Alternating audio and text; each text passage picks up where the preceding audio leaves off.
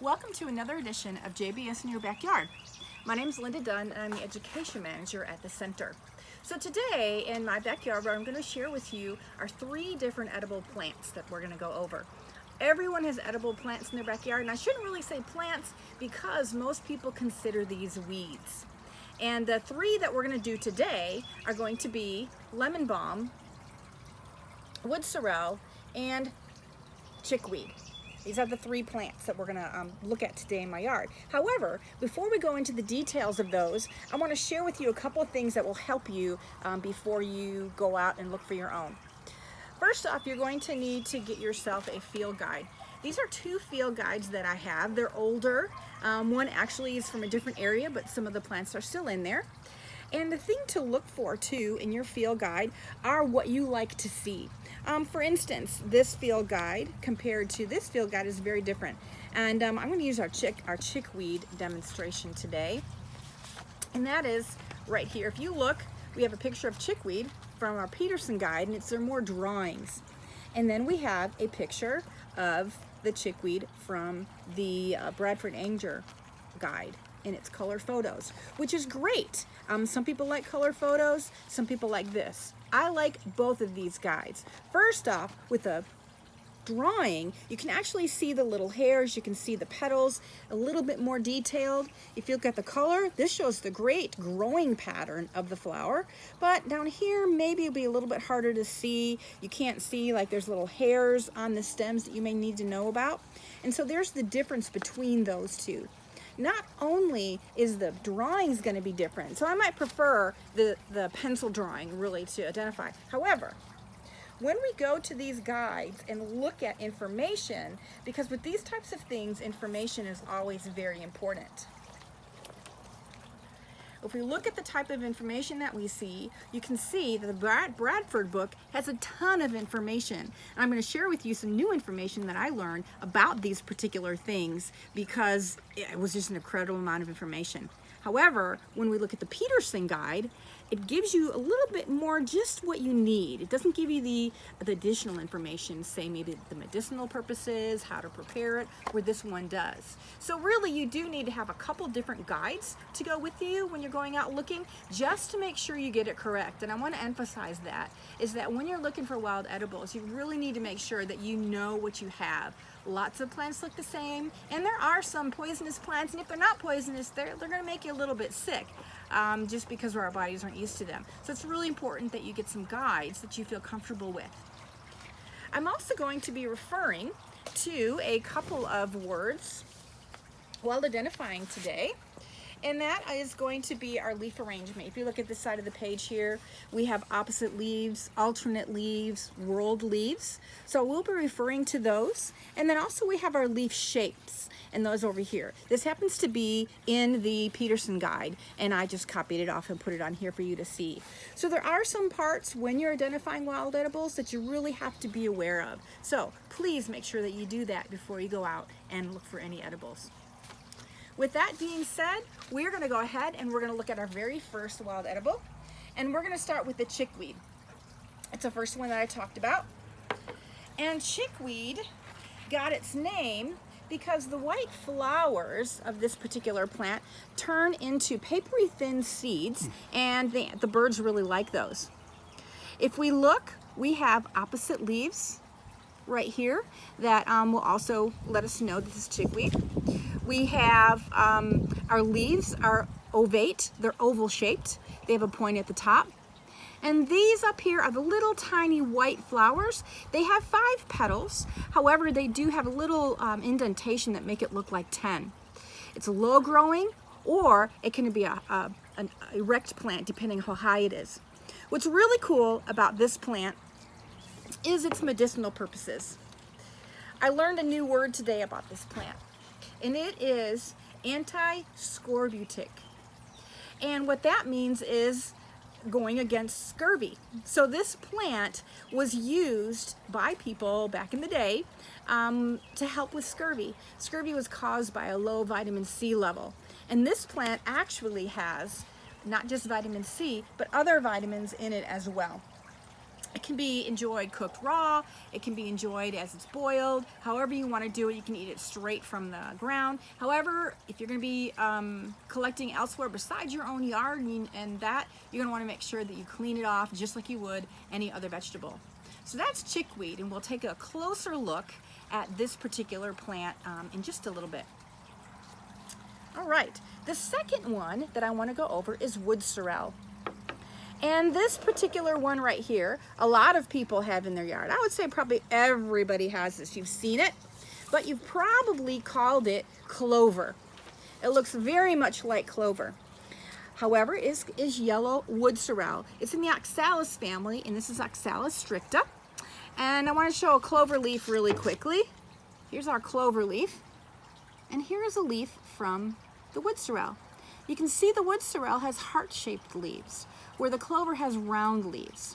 Also, clover tends to be much bigger when it's adult, and so, or when it's older, I guess, not really adult. So here we have the two different plants. So that's something to keep into consideration. Now, wood sorrel has a really lemony flavor. Almost the whole plant is edible. The leaves are edible, the flowers are edible, these seed pods are edible, and even the tubers underneath are edible. But we're not going to worry about those right now because I didn't want to dig up a whole lot of plants. So a lot of the plant is edible.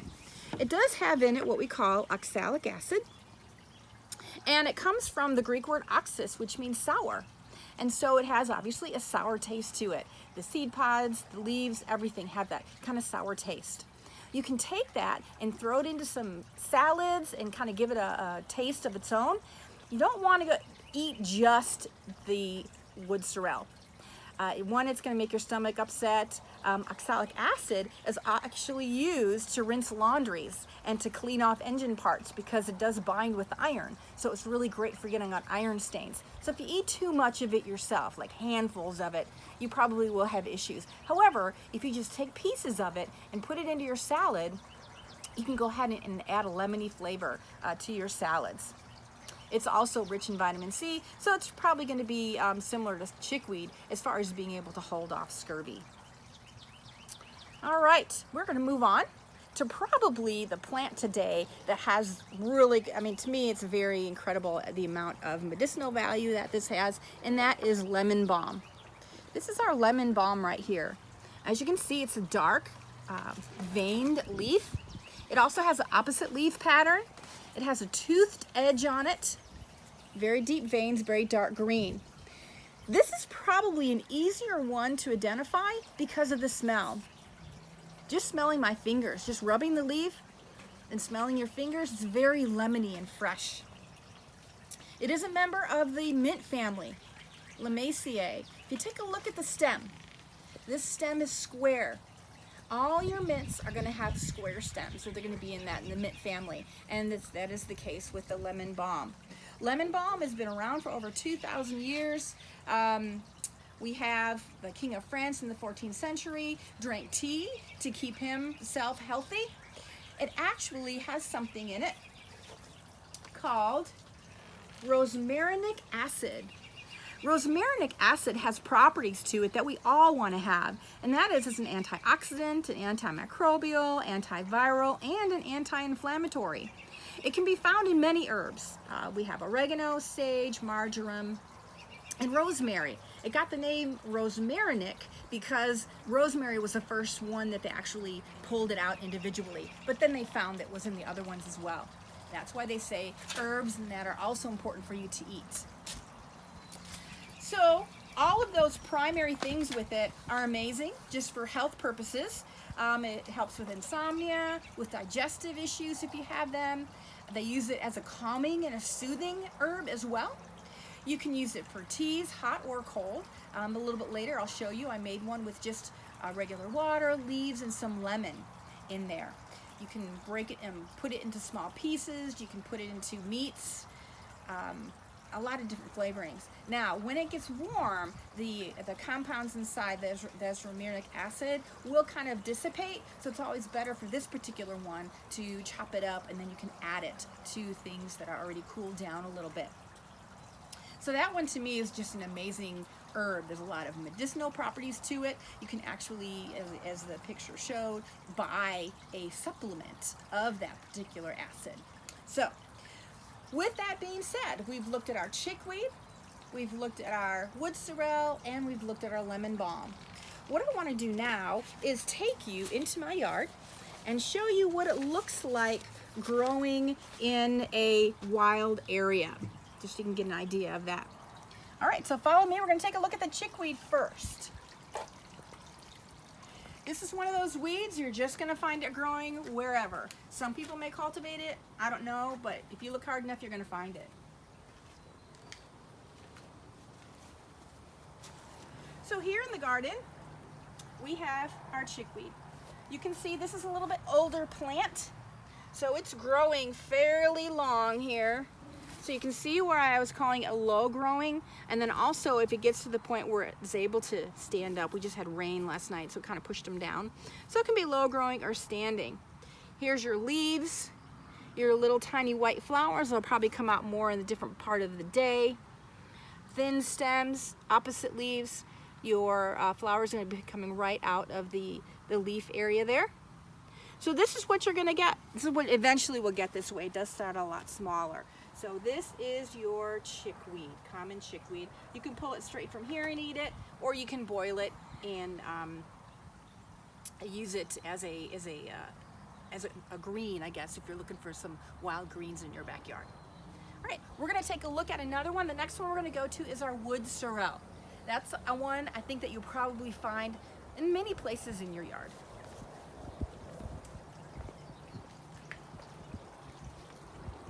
All right, so we have Oxalis. All right, that's the scientific name for it. And in this garden, we actually have some other oxalises. This is your wood sorrel. That's what we talked about up at the table. And so we have our purple one over here. This is one that's also edible, but it's one that doesn't grow so much in the wild. So you can get this one and actually cultivate it yourself. It's a little harder to grow. The green version back there with the white flower is a little bit more difficult to grow. But this one, it grows everywhere. So you can see when it gets really large, it's fairly tall. All right, usually bends over a little bit as it's growing. Here are the seed pods right here. And I'm going to go ahead and eat one of these just so you see that you can eat them. All right. It's sour, very sour when you eat them, but you know they are edible. And same with the leaves. It's got those yellow flowers. Remember the heart shape. A lot of people will call this clover, but really it is yellow wood sorrel. You can see there's a lot of seed pods on here right now. People will take just the seed pods and pick those individually and throw them into a stir fry or something like that, just to give that the lemony punch there. Now this is a huge plant.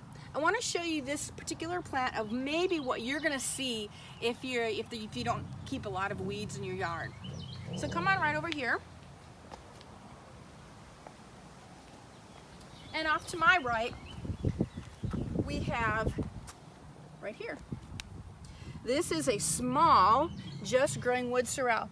However, take a look at this plant. If you look real quick from here to here, they kind of look the same. That's why it's really important that you have that field guide that tells you what each of these are. Because when there's no flowers, green plants sometimes look just like green plants. So please make sure that you get a guide or talk with someone if you're not sure about something. You have to be 100% sure before you eat something. So there you go. Now, the last one here that we're going to talk about, that we talked about already actually, is our lemon balm. Lemon balm is in this area. Can you pick out the lemon balm? If you chose this one, you're correct. If you chose this one, you're correct. And this one. Lemon balm grows everywhere. It starts out really nice. Again, if you need to know what it is, all you got to do is smell your fingers and there you have it. But I want to show you what it eventually turns into. As you can see, there's another one there, another one back over here. So come on over here. I want to show you what it looks like when it gets to its adult phase or large phase.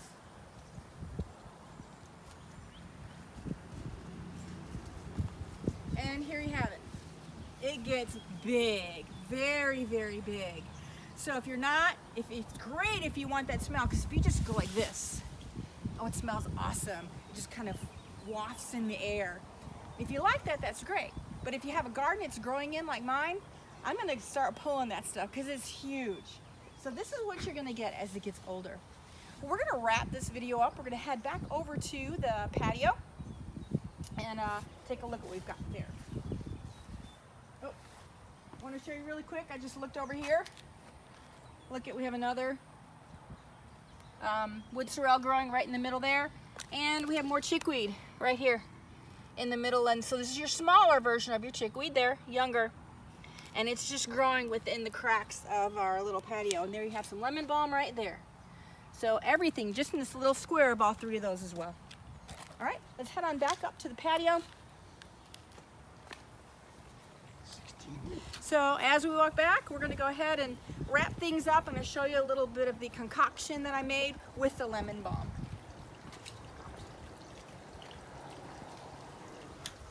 All right, so I took my mason jar and I put in some lemon balm leaves, a couple of squares of lemon. I'm going to open it up. I just got it filled right up to the top there. My glass, I'm going to pour a little bit of that in there. All right, and taste it, see what it tastes like. Actually, it tastes really good. I know the lemons are in there, and I can taste that. However, there is a slight hint of something else, and what it is that lemon balm. So, I hope today that you realize that everyone has something edible in their backyard, and you just need to get the right kind of tools to go figure out what they are. You can go to there's a link to the document about about the resources and things like that, and they'll be on our website a little bit later. Thank you again for joining me for another edition of JBS in Your Backyard.